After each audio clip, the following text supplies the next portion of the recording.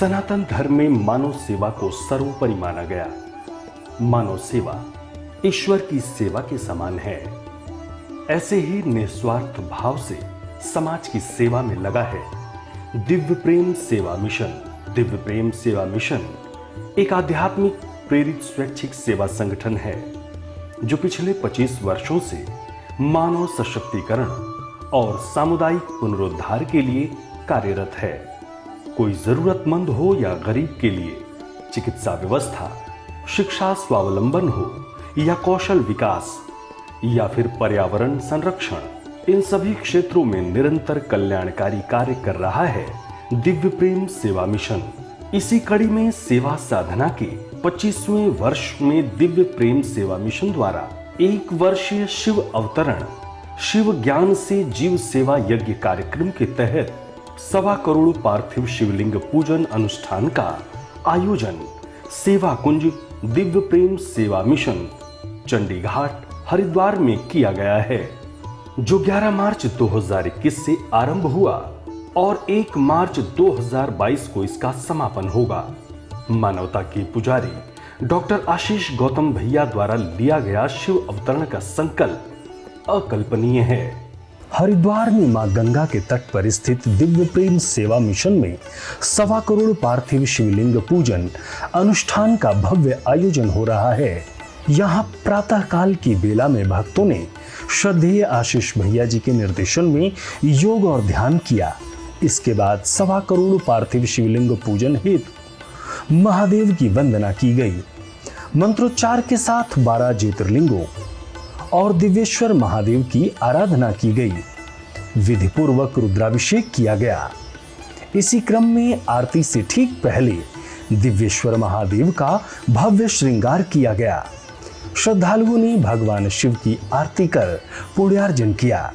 शिव अवतरण, अवतरण, शिव अवतरण। क्या कभी हमको अंतर्मुखी होकर के अपने प्रति अपने से संवाद करने का समय मिलता है, अवसर मिलता है, अंदर से प्रेरणा उपलब्ध होती है क्या? क्योंकि हम लोग इतने ज्यादा बहिर्मुखी हम सभी हैं, क्योंकि संस्थागत होंगे, व्यक्तिगत काम में होंगे, अपने परिवार के काम होंगे, ऑफिस के काम होंगे, मकान दुकान के काम में होंगे, अपने प्रतिष्ठान के काम में होंगे। क्या अंतर्मुखी होकर के सोचने का समय होने का अवसर उपलब्ध हो रहा है क्या? दूसरी ओर यात्राएं, हम लोग खूब सामाजिक यात्राएं करते हैं, राजनीतिक यात्राएं करते हैं, प्रशासनिक यात्राएं करते हैं, व्यक्तिगत जीवन के टूरिज्म पर घूमने फिरने की यात्राएं करते हैं, तीर्थ स्थानों की धार्मिक निष्ठा के आधार पर यात्राएं करते हैं, देश की यात्राएं करते हैं, विदेश की यात्राएं करते हैं, अध्ययन के लिए यात्राएं करते हैं। लेकिन क्या कभी अंतर यात्रा के संबंध में हम प्रेरित होते हैं? 2 शब्द महत्वपूर्ण है अपने लिए, आत्म संवाद और अंतर यात्रा। यानी अंदर की यात्रा शुरू करें, जिसकी खोज में, जिसके सुख की खोज में हम लोग भटक रहे हैं, दौड़ रहे हैं, रोज भटक रहे हैं, दिन रात भटक रहे हैं। संवाद भी करते हैं, यात्राएं करते हैं, लेकिन इन दोनों के साथ में एक शब्द जोड़ लेना हम सबके लिए आवश्यक है, आत्म। दोनों में जुड़ता है, एक आत्म संवाद, अंतर यात्रा। ये दोनों हमारे जीवन की भूमिका तय करते हैं, हमारे जीवन को एक दिशा देते हैं, दृष्टि देते हैं, और जिसलिए हमारे शरीर का अवतरण हुआ है, धारण हुआ है, उस विषय की समझ पैदा करते हैं, दृष्टि पैदा करते हैं, और उस दिशा में चलने के लिए हमको प्रेरणा देते हैं। अब प्रेरणा जब मिलती है तो करना क्या है? लगातार चर्चा कि हमको सेवा देना है, क्योंकि सेवा के कारण से हमारा व्यक्तित्व का विकास हो रहा है, शरीर का विकास हो रहा है, हमारे सब प्रकार की जरूरतों का जो है, जरूरत पूर्णता हो रही है। जितने प्रकार की चीजें हैं हमको उपलब्ध हो रही हैं, तो फिर जो हमको मिलता है वो प्रतिदान करना पड़ेगा। हम जल ले रहे हैं तो जल के संवर्धन के बारे में क्या किया, संरक्षण के बारे में क्या किया, जल की सुरक्षा के बारे में क्या किया, जल की उपयोगिता के बारे में क्या किया। इसी प्रकार से जो हमको मिल रहा है उस मात्रा में हमने लौटाया कि नहीं लौटाया प्रकृति को। हमारा बैंक है, बैंक अकाउंट है, 1 लाख रुपए जमा है, लगातार खर्चा करते रहेंगे तो क्या होगा, एक दिन शून्य हो जाएगा। बैंक से पैसे नहीं निकाल सकते, क्यों? क्योंकि शून्य हो गए, जो आपने जमा नहीं किया। ऐसे ही अगर प्रकृति के साथ यही किया, हमने पर्यावरण के साथ में यही किया, हमने पूरे सामाजिक रिश्तों के साथ में यही किया, तो एक दिन क्या होगा, शून्यता होगी। शून्यता होगी तो फिर क्या होगा, हम तड़पेंगे, तड़प तड़प करके हमारा क्या हाल होगा ये हम सभी समझ सकते हैं। इसलिए सेवा की बात बार बार, सेवा के रिश्ते हैं, सेवा के आनंद को समझा जाए।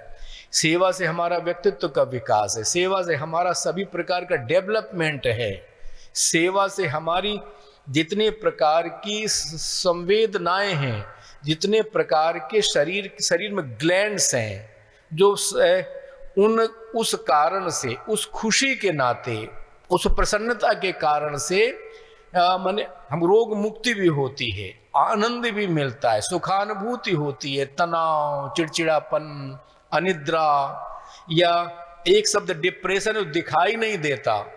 लेकिन जो व्यक्ति डिप्रेशन में है वो कुछ कर नहीं सकता, केवल अपने आसपास नकारात्मक वातावरण के अलावा खुद नकारात्मक है, खुद दुखी है, खुद असंतोष में है, फिर उसके आसपास जो वाइब्रेशन क्रिएट होता है, जो रेज निकल रही है, जो आसपास अपनी परिधि बना रहा है, वातावरण बना रहा है, जो उस वातावरण के कारण से सारा का सारा खुद नष्ट होता है। अगल बगल का पूरा जिस स्थान में, जिस अवस्था व्यवस्था में है, जिस प्रतिष्ठान में है, उस प्रतिष्ठान के वातावरण को भी खराब करता है। यानी जो शक्ति जहां क्रिएट होना चाहिए, ऊर्जा का क्रिएशन होना चाहिए, रचनात्मकता होना चाहिए, आनंद होना चाहिए, उत्सव होना चाहिए, जहां प्रसन्नता होना चाहिए, वहां सब लोग दुखी होते हैं, अनमनस्कता होती है, क्षोभ होता है, कष्ट होता है, दुख होता है। इसलिए सेवा की भावना उठते ही सब लोग प्रफुल्लित होते हैं। खुद तो होना ही होना है, सारी ग्लैंड्स हमारे, सारी शक्तियां, सारा हमारा रोम रोम कि मैं सेवा दूंगा, सम्मान दूंगा, किसी को मेरे में जो भी एक्सपर्टीज है, मेरी जो भी अपनी विशेषज्ञता है, मेरी अपनी जो भी हुनर है, मेरे जो भी अपनी क्षमताएं हैं, क्षमताओं के द्वारा मैं समाज को प्रसन्न करने की कोशिश करूंगा। जो मैं भारत के दर्शन को मानते हैं, हम हिंदू धर्म को मानते हैं, हम सनातन धर्मी हैं, तो हम भारत में पैदा हुए जितने प्रकार के मत, पंथ, संप्रदाय, जितने प्रकार की गतिविधियां हैं, यहां पर पूरे के पूरे सिद्धांत में अन्न सेवा, यानी चूंकि हम शुरुआती शरीर कहां से होता है, अन्नमय कोश कहते हैं। स्थूल शरीर जो हमको दिखाई दे रहा है अन्न से बना है, अन्नमय कोश है ये। तो जब मां के हम गर्भ में हैं तब से ही हम अन्न ले रहे हैं, यानी तो इसलिए पूरे शरीर को धारण करने के लिए, पूरे शरीर के संचालन के लिए, पूरी व्यवस्था के संचालन के लिए अन्नदान जितने प्रकार से हो सके। हम सभी लोग भारतीय हैं, कहीं निकल जाइए, किसी भी कीमत पर अन्नदान की हमारे यहां व्यवस्थाएं हैं। शुरुआत में गांव में जाइए, अनाज का दान करना, अपने परिजनों को दान करना। जो सामान्य व्यक्ति है, जो अन्न का उत्पादन करने में अक्षम है, असमर्थ है, उसको भी खेत से दान। देश भर में कई ऐसे श्रेष्ठ संस्थाएं हैं, महापुरुष हैं, जो नियमित रूप से कुछ लोगों को भोजन देते हैं, कराते हैं। एक मैं गया था मध्य प्रदेश में, एक स्थान पर एक ढाबे वाला था। अब ढाबे वाले था कि मुझे दिन में केवल 500 रुपए केवल फायदा कमाना है, बस 500 रुपए फायदा। इसके बाद जो मेरे पास दाल है, चावल है, रोटी सब जो भी है, मैं लोगों को अन्न दान के रूप में भोजन कराऊंगा। नियमित रूप से कराते थे। आज भी देश में हजारों लोग हैं कि इतने लोगों को भोजन करवा करके मैं भोजन करूंगा। देश में 50-50 हजार लोगों को भोजन कराने वाले मंदिर हैं, संस्थाएं हैं कि उस मंदिर के प्रांगण में कोई व्यक्ति भूखा नहीं रहेगा। अभी अभी जैसे हम लोग जो है दक्षिण यात्रा में गए, उडुपी पीठ में गए या किसी पीठ में जाते हैं, अच्छा भोजन, साफ सुथरा भोजन, भगवान को अर्पित भोजन उपलब्ध होता है। तो उन्होंने कहा कि देखो, आज पद्मनाभ स्वामी की चर्चा होती है, लाखों करोड़ का वहां पर सोना जेवरात है केरल के मंदिर में, लेकिन हमारे यहां भी है। लेकिन हमारे यहां के संविधान में ट्रस्ट में लिखा है कि जिस दिन ये मंदिर भोजन कराने में असमर्थ हो जाए, अक्षम हो जाए, उस दिन इस तहखाने के गेट खोल करके लोगों को भोजन, लेकिन किसी भी दिन ऐसा नहीं आना चाहिए यहां से हमको भोजन ना मिले। अर्थात ये भारत है, और इस भारत ने गत वर्ष देख लिया था, अभी पिछले साल लगभग आज ही कल का समय था, कोरोना महामारी के समय लाखों हमारे मित्र, परिवार के लोग, हमारे अपने देशवासी अफवाह के कारण से, परिस्थिति के कारण से, मुंबई से, कलकत्ता से, दिल्ली से, बड़े बड़े शहरों से, इंदौर से, भोपाल से अपने अपने गांव के लिए चल दिए लोग, लाखों लोग चल दिए। रोजगार जिनका छिन गया, फैक्ट्री बंद हो गई, जो रोज का काम करते थे, रोजगार, रिक्शा चलाना बंद, ऑटो बंद, ऐसी परिस्थिति आई। अब उस परिस्थिति में देश की अच्छी संस्थाएं, अच्छे व्यक्ति, सभी लोग एक साथ भोजन लेकर के, भोजन पानी लेकर के, टेंट लगा करके, कोई फल दे रहा है, कोई बिस्किट दे रहा है, कोई दूध दे रहा है, कोई औषधियां दे रहा है, कोई भोजन के भंडारे महीनों महीनों चलाए। और अपने दिव्य प्रेम सेवा मिशन ने भी चलाया नियमित रूप से, लगातार साल भर जो आए सबको भोजन, सबको पानी, सबको जलपान, सबको औषधि। ये भारत की प्रकृति है, भारत का स्वभाव है। अपनों का दुख जो है दिखता है, अपने के दुख में दुखी होना, अपने के सुख में सुखी होना, अपने मन का अपने हृदय का विस्तार करना, अपने परिधि में लाना, यही जरूरत होती है। इसलिए ये देखो भारत की मूल प्रकृति है। और ये माने यज्ञ की परंपरा कोई आज की नहीं है, यज्ञ की वैदिक कालीन है। यज्ञ केवल कुछ आहुतियां देना, मंत्र पढ़ देना, उसमें जौ, चावल, तिल, घी की आहुति देना केवल यज्ञ नहीं, ये यज्ञ है। लेकिन महाभारत काल में भी देखा होगा, सुना होगा, युधिष्ठिर के माने यज्ञ में नेवले का उदाहरण आपने देखा होगा, सोने का हो गया आधा, नहीं लंबी कहानी सबको आवश्यक नहीं बताऊंगी, लेकिन आप तो जानते हैं, पढ़ते हैं, सुनते हैं।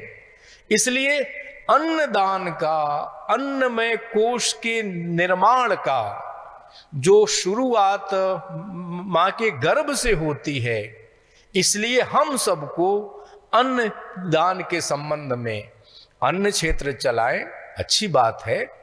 नहीं हो सकता छोटा चलाएं, नहीं हो सकता अतिथि देवो भोज, अपने यहां शब्द है कि अतिथि का इंतजार, अतिथि। कितने उदाहरण मिलते हैं, कितने उदाहरण कि व्यक्ति अपना पेट काट करके, खुद भूखे सो करके, अपनों के लिए, अतिथियों के लिए अन्न जुटाता है, फल जुटाता है, सब्जी जुटाता है, दूध जुटाता है, हृदय से सम्मान, कृपा भाव नहीं ना, ये गरीब है ऐसा नहीं, ये छोटा है नहीं, मैं बड़ा इस पर कृपा ना, वो सोचता है कि मुझे अन्नदान का, सेवा का भगवान ने अवसर दिया है, ये अवसर मान करके भगवान पर कृतज्ञता ज्ञापित करता कि हे ईश्वर, आपने हमको चुना, मुझे दिया अवसर। इसलिए सेवा के जो अभी 4 प्रकार के आयाम की चर्चा लगातार कर रहे हैं कि आध्यात्म सेवा, शिक्षा सेवा, चिकित्सा सेवा यानी जिसको कहा है हमने प्राण सेवा, शिक्षा यानी समझदारी की सेवा। अब आती है बात अन्न सेवा, यानी 4 प्रकार की सेवाएं इस कलयुग में महर्षि वेदव्यास कहते हैं कि 4 प्रकार की सेवाएं हमको देना ही पड़ेंगी। तभी जो जप तप की करते हैं बात, हम योग की करते हैं बात, ध्यान की करते हैं बात, समाधि की बात करते हैं, यम नियम की साधना भी तभी साधित होगी। यम नियम का प्रैक्टिकल, प्रामाणिक प्रैक्टिकल, व्यावहारिक प्रैक्टिकल इन 4 प्रकार के दान से हो सकता है, जिसको यज्ञ कहा गया। और हमारी भारतीय संस्कृति, हिंदू संस्कृति, सनातन संस्कृति ये यज्ञमय संस्कृति है।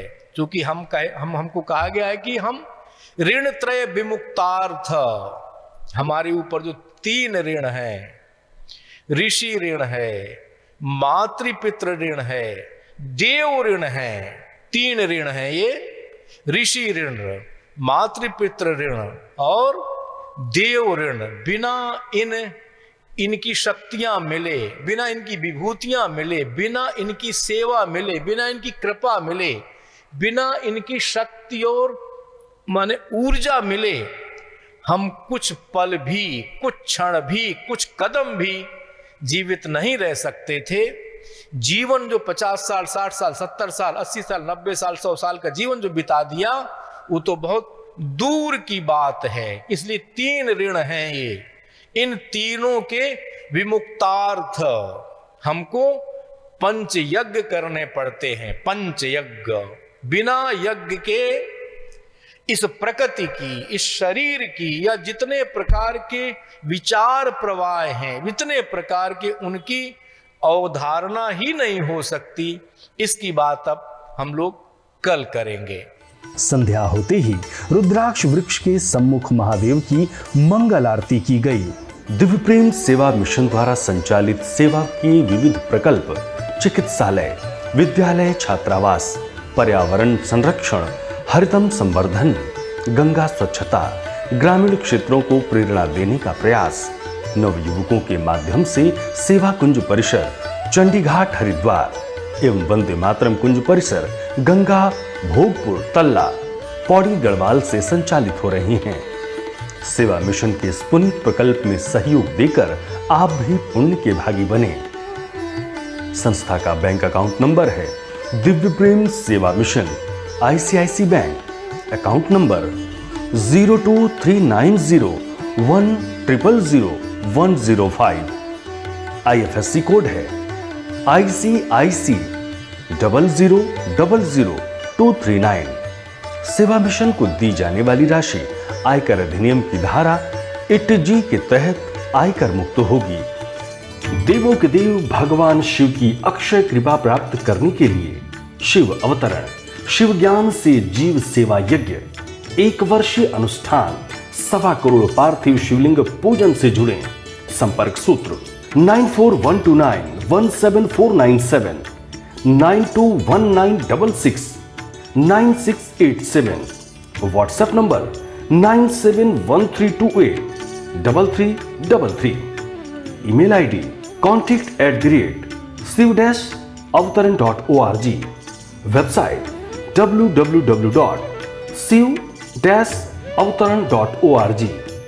दिव्य प्रेम सेवा मिशन के कल्याणकारी सेवा कार्यों से जुड़ने के लिए संपर्क करें 9219692776, 8755155780, WhatsApp number 9219595552, email ID divyprem03@gmail.com, website www.divyprem.co.in।